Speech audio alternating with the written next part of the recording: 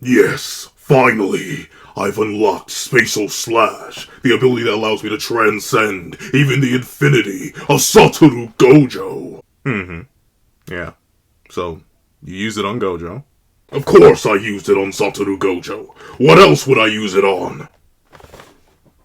That's my question exactly. What else are you going to use it on?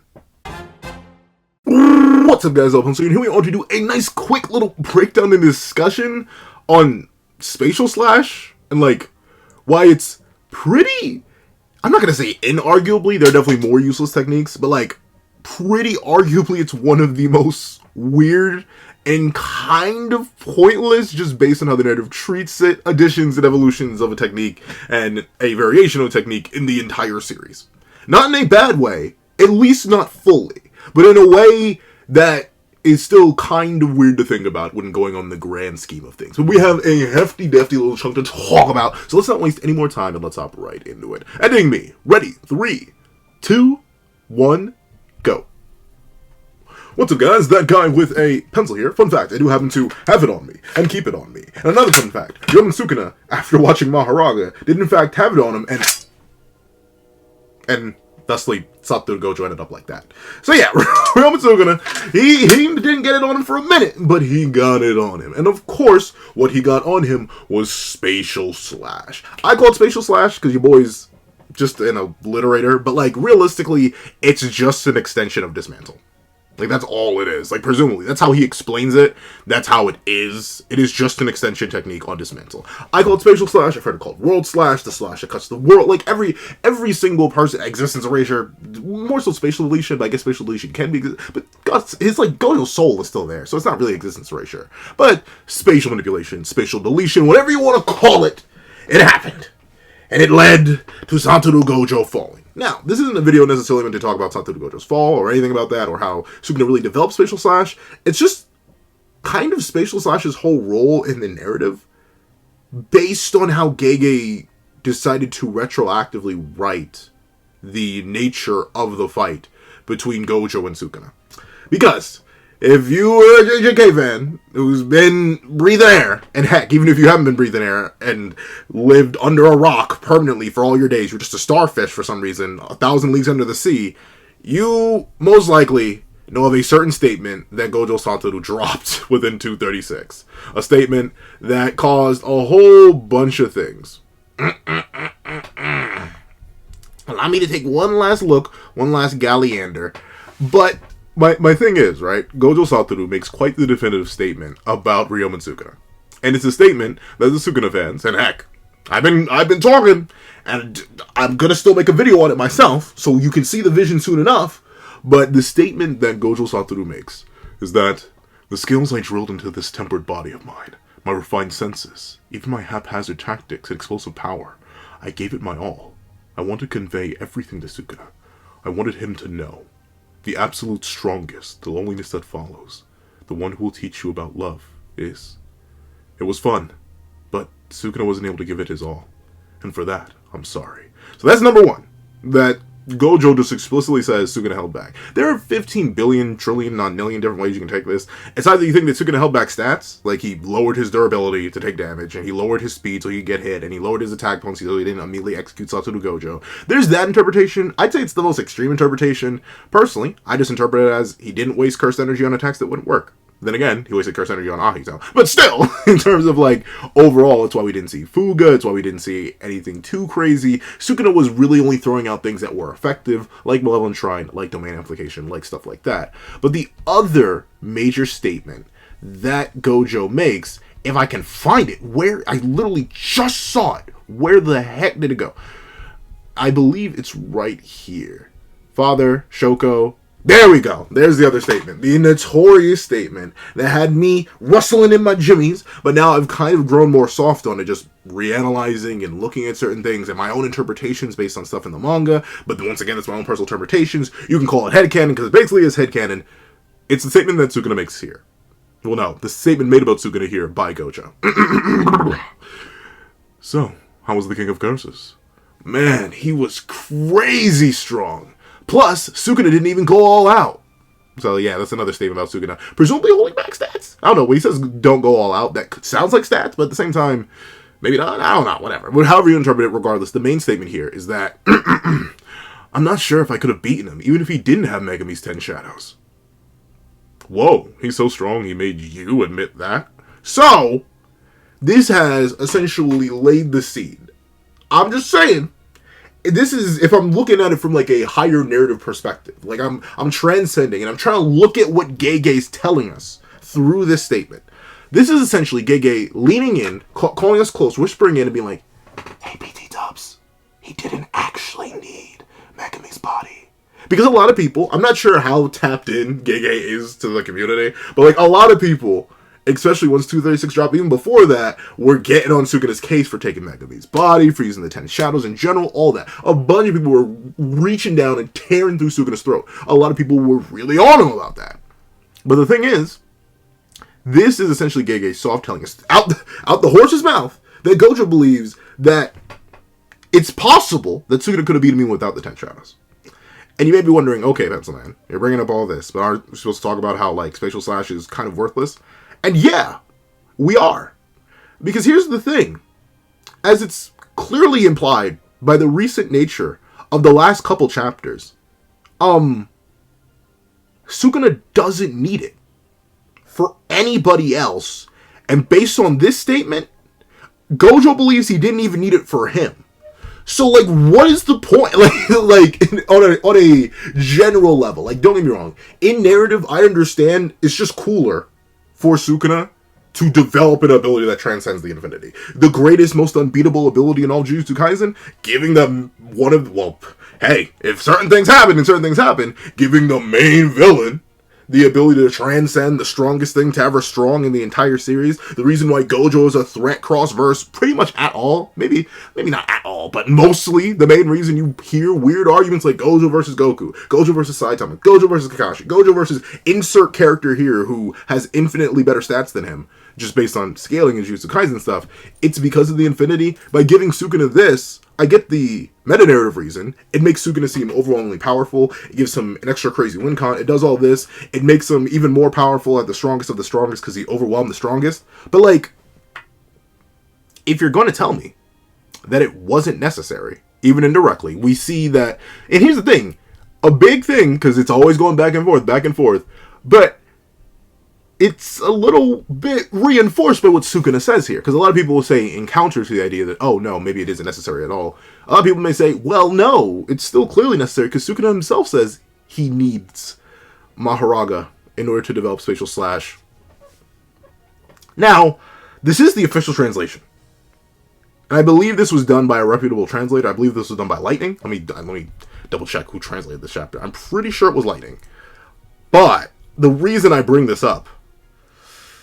oh, no, the translator's not here. No! I need the translator. But I believe this is the official translation. If it isn't, I'd have to double check. But, notably, the statement made here is that... well, let me just say it in Sukuna's voice for emphasis. During that process, if it received additional attacks, the completion time is sped up. Not only does it ensure the adaptation of the first Jujutsu, but the analysis doesn't stop, and the adaptation continues. What I desired from Maharaga was a model. A model in order for me to breach through your invulnerability. The first time the Maharaga... yada yada yada. Essentially, Sukuna didn't need nothing. He desired it. Personally, your boy did not need insert food I ate like 2 days. Like, for reference, I could probably subsist off of a salad and water. I probably should subsist off a salad and water. I desire... that's going to sound so... I can't say that. Can I say... I'm not... I desire meat. I'm sorry, but I desire to take advantage of my omnivore status, and eat other things like steak or chicken or fish or anything. I don't have to. I could be vegan. In fact, being vegan's healthier. Just like realistically, fighting Gojo in the way that Sukuna did was not healthy. Look at bro. Like, sure, he definitely won, but look at him. This is not a healthy state. And he says himself he desired it. Just like I desire the meat. Huh? There's no way I can do it to save. whatever. We're just gonna. But just like I desire to consume the flesh of other animals through the steak and the chicken and the beef and the pork and all that stuff like that, it's not needed. Just like Sukuna himself here says, he didn't need the Spatial Slash. He just wanted it. He desired it. Bro said, you know what? I might as well just get this. So, from Gojo's statement and Sukuna's statement, which does not imply any sort of need, I don't think he ever says need anywhere. He just says desired, at least in this translation. Maybe he says need somewhere else, but like I don't see it in this translation. He never needed it. It kind of just retroactively makes Spatial Slash useless. And it'd be like, well, Pencil, how is it exactly useless? I need you to look me in the eyes and tell me if Kashimo really needed Spatial Slash. Based on how Kashimo gets done here, do you really think Spatial Slash was necessary? Just based on how Sukuna was dog walking that man up and down the street, do you think Spatial Slash is needed for Sukuna to dominate Kashimo? Raise your hand if you do. You thought I was going to raise my hand, huh? No, I'm a Kashimo glazer. I'm a Kashimo creamer, but I ain't that much of a Kashimo creamer. I'm not that delusional. He did not need that. And after Kashimo, there's one character who we'll talk about soon enough, but like we see this, right? Like we're reading the same manga, right? All that's left are bombs. Like if it's clearly being implied through the wording of characters and just flat out statements by Gege, by Gojo, by Gege through his characters, but by Gojo and by Sukuna, that Spatial Slash wasn't necessary to overcome the only person it's really necessary for. Necessary in quotation marks. And what's the point of it? Like, I don't think that I need to convince you, but I'll say it just for the sake of it. I'm just gonna say Kusakabe's correct here. Kusakabe very clearly says, hey, Cleave activates when he touches an opponent, except inside the domain.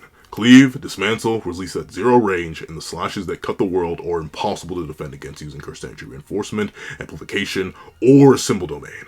Thus, they generally result in an instant end. Kusakabe admits, at least on his own assessment, and Kusakabe, except for the very end, except for 235, Kusakabe was spitting throughout the entire fight.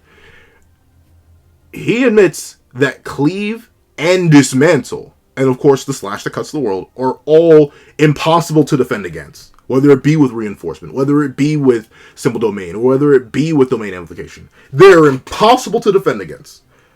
And it's very clearly shown by the fact that Sukuna, while playing around, is still tearing through these individuals, mollywopping them, throwing them around. Once again, look at our boy Choso. He didn't even get the honor of being cleaved or dismantled. Sukuna's not in trouble. Heck, even when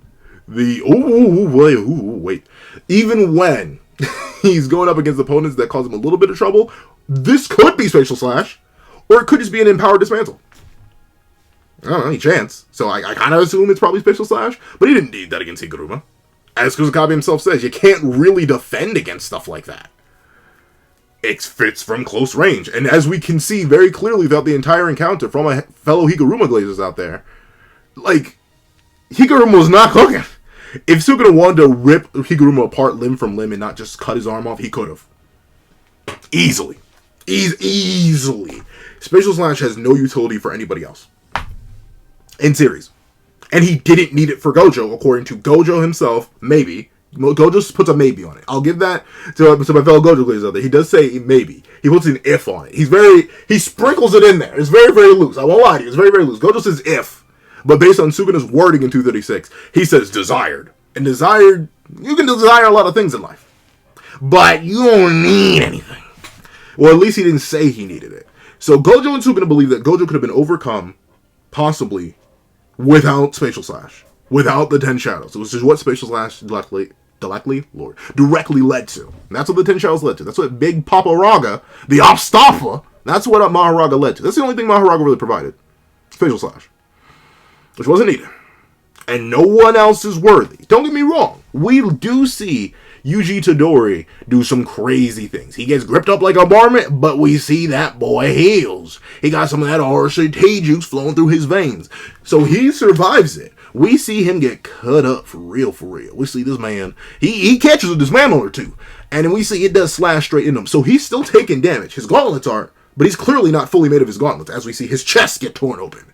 So if he didn't need it for anyone else here, He clearly didn't need it for Kashimo. Need I remind you what the man was doing to Kashimo?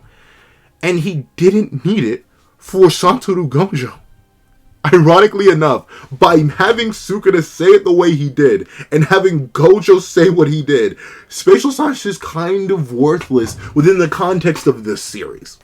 And here's the thing, right? I say in the context of the series because it just wasn't necessary. It was not a needed application. According to Gege, through Gojo and Sukuna himself, Sukuna would have figured out a way. Megami or no Megami. Well, obviously he needs Megami's body to, exist, but, 10 shadows or no 10 shadows. He would have figured out a way to be Gojo. He would have had one, according to Gojo himself and according to Sukuna. He doesn't need it for anybody else. So, the only thing that Spatial Slash is good for is cross-verse stuff. In terms of, actual necessity. Because, sure, Sukuna's regular cleaves and dismantles, they aren't necessarily all too useful in cross-verse settings, because characters should just be able to tank them, especially casual dismantles and casual cleaves. We see they are not natural insta-gets. You can tank them, and you can dodge them. But, if we go with Spatial Slash as just an immediate deletion of space in a certain area that Sukuna aims for, then that's useful. But only in a crossover setting.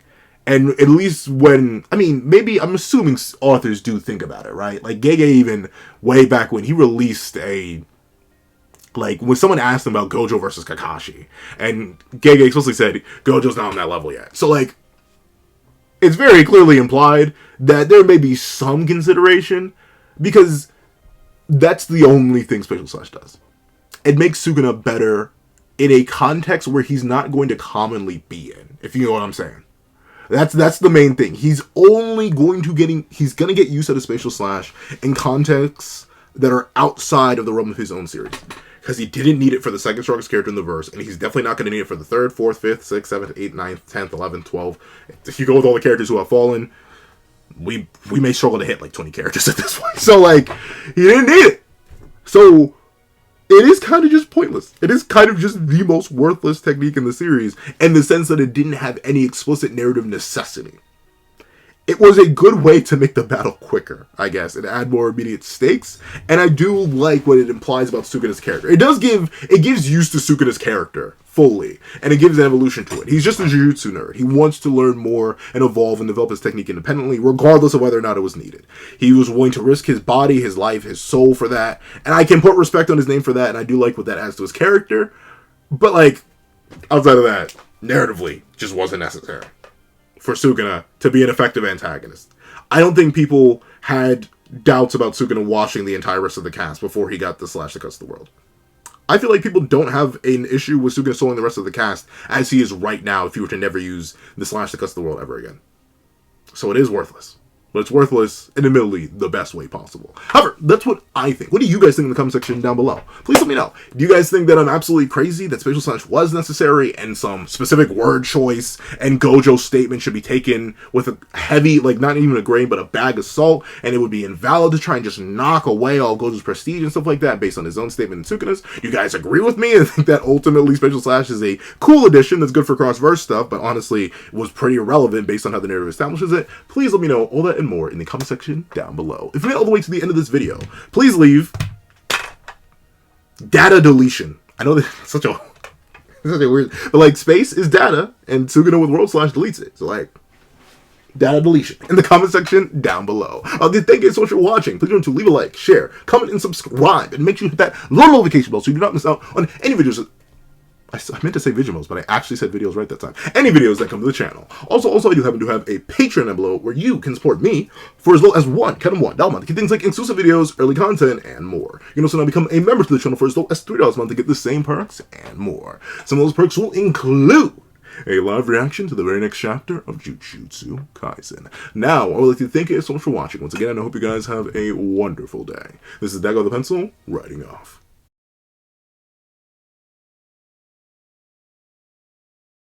I'd like to give a thank you to our $3 members: Connor Plays, Red Wolf 4765, Greyhound, and Akids Void. I'd like to give another thank you to our $5 patrons: Victor, Sean, RNG Master, Midnight Gemlord, Metal Solid Crisis, Kevin, Igneal, and Demix LND. I'd like to give another thank you to our $7 member, Autumn's Morning Lazo.